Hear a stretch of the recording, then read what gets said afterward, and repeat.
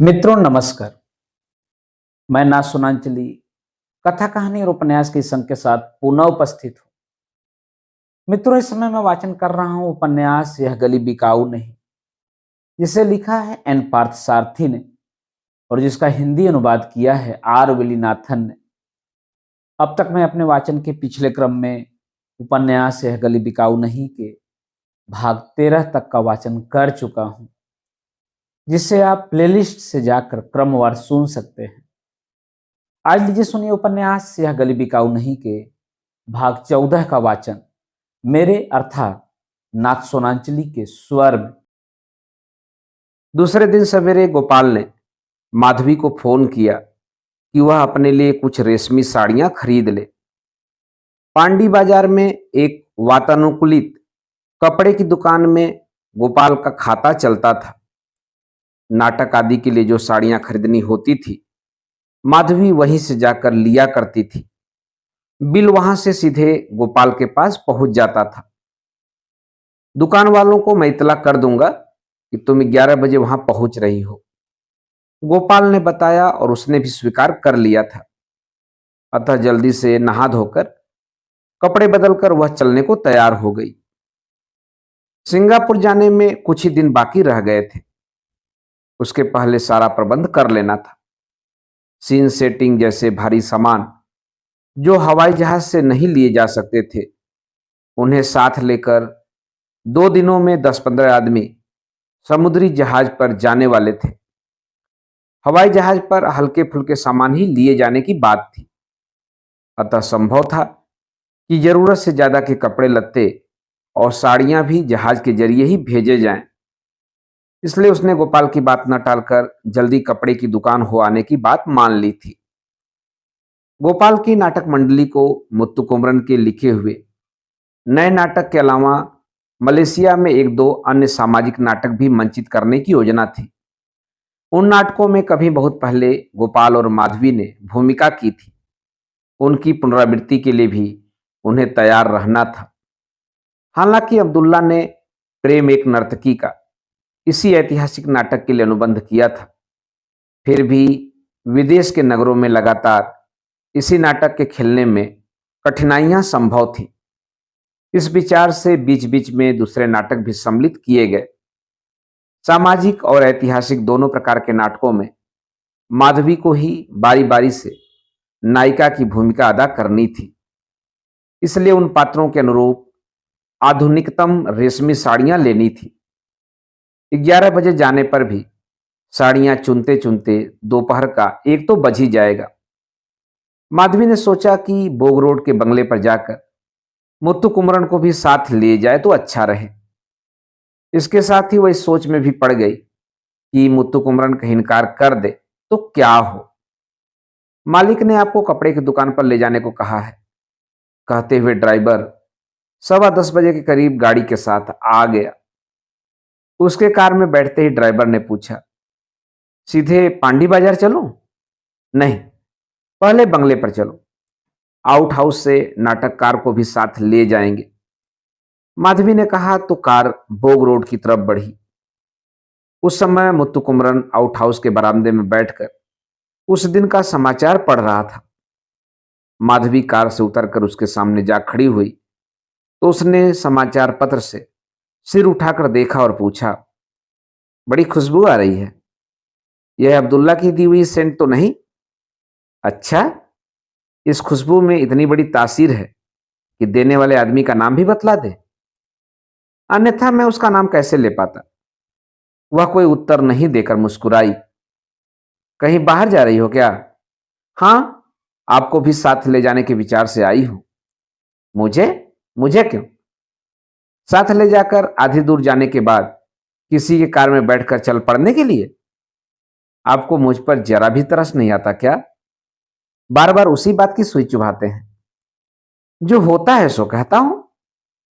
बार बार उलाहना देते हुए आपको न जाने क्या मजा आता है, वही जो तुम्हें तंग करने में आता है। कहते हैं कि कसूर माफ करना भलमनसाहत है। समझ लो कि वह भलमनसाहत मुझ में नहीं है।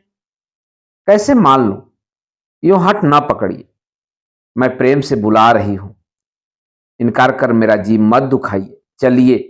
उफ, इन औरतों से पार पाना, इन औरतों से पार पाना बड़ा मुश्किल है।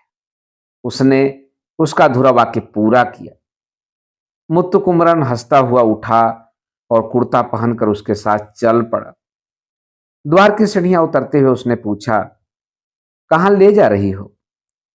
चुपचाप मेरे साथ चलते चलिए तो पता चलेगा, उस पर अपना रोब जमाते हुए उसने कहा।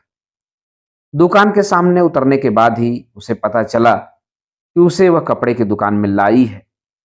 ओहो, अब तो हालत यहां तक बढ़ गई कि जोर जबरदस्ती खींचकर मुझे कपड़े की दुकान तक ले आओ। भगवान जाने आगे क्या हाल होगा। मुत्तु कुमरन ने दिल्लगी की। माधवी को वह दिल्लगी अच्छी लगी। आप देखकर जो पसंद करेंगे उन्हें मैं आंख मूंद कर ले लूंगी। साड़ी पहनने वाला मैं नहीं, पहनने वालों को ही अपनी पसंद की लेनी चाहिए। आपकी पसंद मेरी पसंद है। दुकान वालों ने बड़े तपाक से उनका स्वागत किया। गोपाल साहब ने फोन किया था, हम तब से आंखें बिछाए आपकी राह देखे खड़े थे। दुकान के मालिक ने बदतसी दिखाते हुए कहा। नीचे बिछी नई कालीन पर ढेर सारी साड़ियों का अंबार सा लगा था। मुत्तु कुमरन और माधवी कालीन पर बैठे थे। आप हैं हमारे नए नाटक के लेखक, बड़े भारी विद्वान और कवि। माधवी उसका उन्हें परिचय देने लगी तो मुत्तु कुमरन ने उसके कानों में फुसफुसाया, बस बस, अपना काम देखो। ठंडे रोज मिल्क के 2 गिलास उनके सामने रखे गए। इन सबकी क्या जरूरत है? माधवी ने कहा। आप जैसे ग्राहक बार बार थोड़े आते हैं। दुकान के मालिक ने हाथ ऐसे जोड़े कि उंगलियों में फंसी अंगूठियां चमक उठी। रेशमी धोती, रेशमी कुर्ता, पान सुपारी की लाली से रंगी मुस्कान, मुलायम रेशम को मात करने वाली चिकनी चुपड़ी बातें और बात बात में चमत्कृत करने की कोशिश। रंग, चमक, किनारी, बनावट आदि में एक से बढ़कर एक बढ़िया साड़ियां उनके सामने बिछाई गई। यह आपको पसंद है? सुगा पंखी रंग की साड़ी निकाल कर दिखाते हुए माधवी ने पूछा। सुख या यूरिकाओं को अपने रंग से मोह हो तो आश्चर्य की क्या बात है। मुत्तु कुमरन होठों में मुस्कान फेरते हुए बोला। माधवी साड़ियों से नजर उठाकर मुत्तु कुमरन को देखते हुए बोली, हास परिहास छोड़िए ना, साड़ी के बारे में मर्द बेचारा क्या जाने। घंटे तक साड़ियों को उलट पलट कर देखने के बाद माधवी ने दर्जन भर साड़ियां चुनी। आपको ये रेशमी धोती लीजिए ना। नहीं, जरी वाली, जरी वाली धोती आप पर खूब फबेगी, दुकानदार ने कहा, पर मुत्तु कुमरन ने इनकार कर दिया। उन्हें लौटते हुए दोपहर के 2 बज गए थे। जब वे बंगले पर पहुंचे तब गोपाल के सेक्रेटरी पासपोर्ट के क्षेत्रीय कार्यालय से पासपोर्ट ला चुके थे। थोड़ी देर में पासपोर्ट संबंधित व्यक्तियों के हाथ सौंपे गए। जहाज पर पहले जाने वाले अपनी यात्रा की तैयारी में लगे थे। सीन सेट और नाटक के अन्य सामान आदि जहाज से भेजे जाने के योग्य ढंग से बांधे गए। कलाकार संघ ने विदाई समारोह का आयोजन भी किया था। गोपाल की नाटक मंडली की मलेशिया यात्रा के बारे में भड़कीला विज्ञापन निकाला गया। उस समारोह में जहाज से जाने वाले कलाकारों के साथ गोपाल, माधवी और मुत्तु कुमरन भी सम्मिलित हुए थे।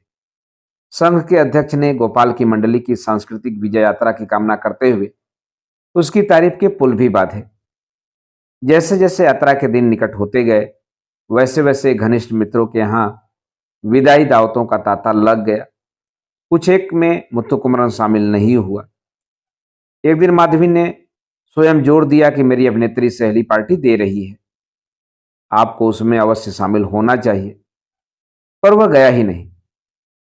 जिस दिन हवाई जहाज की यात्रा थी उसके पहले दिन रात को माधवी ने स्वयं अपने घर में मुत्तु कुमरन और गोपाल को दावत के लिए बुलाया था।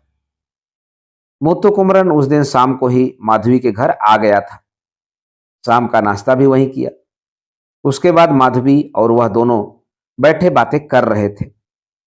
उस दिन माधवी सुरमई रेशम की साड़ी पहने हुए थी जिस पर बीच बीच में जरी के सितारे चमक रहे थे, जिससे उसकी सुनहली देह की सुंदरता में 4 चांद लग गए थे। मुत्तु कुमरन उसकी मोहनी सूरत पर मोहित होकर कवित्वमयी भाषा में कह उठा, अंधकार की साड़ी पहने विद्युल्लता विचरती है विश्व के प्रांगण में। वाह वाह, क्या खूब! इस पर तो कुबेर का भंडार उड़ेला जा सकता है। सच कहती हो या मेरी तारीफ की तारीफ में तो मेरी तारीफ करती हो? सच कह रही हूं। आपने मेरी तारीफ की, बदले में मैंने आपकी तारीफ कर दी। इस तरह दोनों बातें कर ही रहे थे कि गोपाल का फोन आया। माधवी ने रिसीवर उठाया। आयकर के एक मामले में मुझे एक अधिकारी से अभी तुरंत मिलना है। मैं आज वहां नहीं आ सकता, माफ करना। आप भी ऐसा कहेंगे तो कैसे काम चलेगा? आपको जरूर आना है। मैं और लेखक महोदय काफी देर से आपका इंतजार कर रहे हैं। नहीं नहीं, आज यह मुमकिन नहीं लगता। मुत्तू कुमरन जी से भी कह देना। उसका चेहरा स्याह पड़ गया। फोन रखकर मुत्तू कुमरन से बोली, आज वे नहीं आ रहे हैं। कहते हैं किसी आयकर अधिकारी से मिलना है। जाए तो जाए, उसके लिए तुम उदास क्यों होती हो? उदास नहीं होती। कोई आने की बात कहकर सहसा न आने की बात कहे तो दिल हताश हो जाता है ना। माधवी, मैं एक बात पूछूं? बुरा तो नहीं मानोगी? क्या है भला? आज की दावत में गोपाल आता और मैं नहीं आता तो क्या समझती? ऐसी कोई कल्पना मैं कर ही नहीं सकती। वैसा हुआ होता तो तुम क्या करती? यही मैं पूछना चाहता हूं। वैसा हुआ होता तो मेरे चेहरे पर उल्लास की रेखा तक फूटी नहीं होती। एक तरह से मैं जीवित लाश ही दिख पड़ती। जो भी कहो, गोपाल के न आने से तुम्हें निराशा ही हुई है। जैसा आप समझें। मेरे आने पर तुम्हारा क्या बड़प्पन रहा? गोपाल जैसा स्टेटस वाला कलाकार आता तो तुम्हारा बड़प्पन बढ़ता और अड़ोस पड़ोस के लोग भी गर्व का अनुभव करते। आप चुप न रहकर मेरा मुंह खुलवाना चाहते हैं।